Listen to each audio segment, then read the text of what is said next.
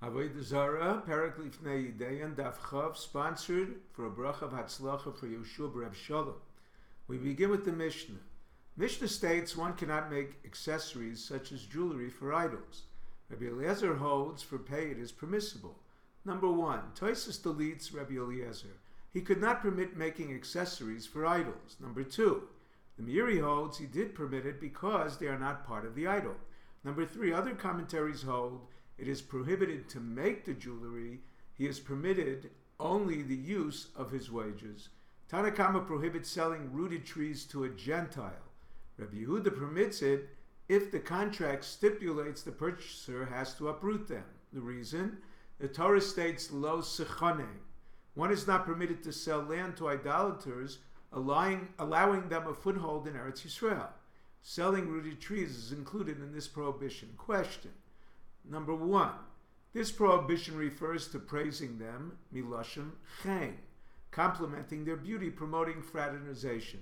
Number two, this prohibition refers to giving gifts to Gentile strangers, milashon matnas chinam. Gentile friends or neighbors are permitted. The answer. The term sechanem includes all three prohibitions. If the verse's intent was only complimenting them, it would have written sichonem or sichunam with a vav. By writing it without a vav, it reads sichonem milashon chanaya. It can also be read sichinam milashon matnas chinam. Nowadays, Gentiles are more civilized. Some Rishonim hold these laws no longer apply. Giving a gift to a Gentile is disputed by Tanoim. A verse in Devarim states, Lo sochlu kol nevela, lager asher bisharecha titnena v'achala, o machor l'nachri. Rabbi Meir understands both terms, titnena o machor, referring to both a ger toshav and nachri. It mentioned gifting to a ger toshav to indicate the Torah's preference. If one is gifting, it is better to gift to a ger toshav. However, it is permitted to gift to any heathen. Rabbi Yehuda holds the word "o" is disjunctive. One can gift a non-slaughtered meat to a ger toshav, a Gentile who abides by the 7 Noachide laws, but not to a heathen. The Torah in a previous verse states it is a mitzvah to support a ger toshav. V'chzakta bo v'chai imach. Our verse limits the mitzvah to a ger toshav, prohibiting support for a heathen.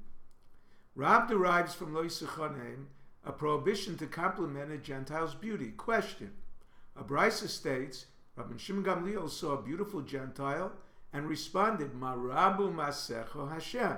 Rabbi Akiva cried when he realized the beauty of Turnus Rufus's wife would rot in the ground. Apparently, there is no prohibition to compliment a Gentile's beauty. The answer. Rav explained Rabbi Shimon Gamliel was blessing Hashem like the blessing one says when he sees a beautiful creature, Baruch shekacha bara ba'olamo. Question. A verse states, V'nishmarta mikol davara, that prohibits looking at a beautiful single girl or even an ugly married woman, looking at hanging clothing seen, worn by them at some occasion, unless he is a launderer or tailor preoccupied with his work, or prohibited to gaze at animals mating unless also preoccupied with his work. How did Rabbi Shimon Gamliel look at her? The answer. Both came around the corner, emerging face to face. Ki seitzei machaneh lo yivech v'nishmarta mikol davar ra, ki ebecha ish asher lo yeh tahar mikrei laila.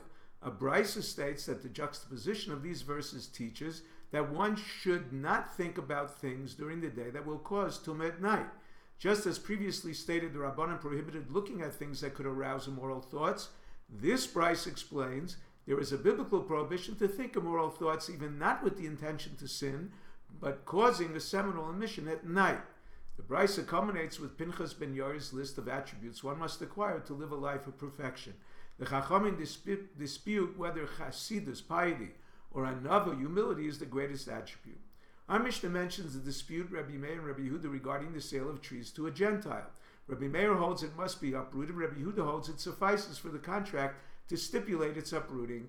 A brisa mentions their dispute applies to fodder and standing grain as well. Question. Does Rabbi Yehuda permit selling an animal on the condition the Gentile agrees to slaughter it? Perhaps only those things that grow in a Jew's field the Gentile must uproot is permitted, but an animal that he can keep alive is prohibited. Answer. Raisa states their dispute applies to an animal as well. If you're enjoying Daf 5, please click on the link below, subscribe, and become a sponsor. Thank you.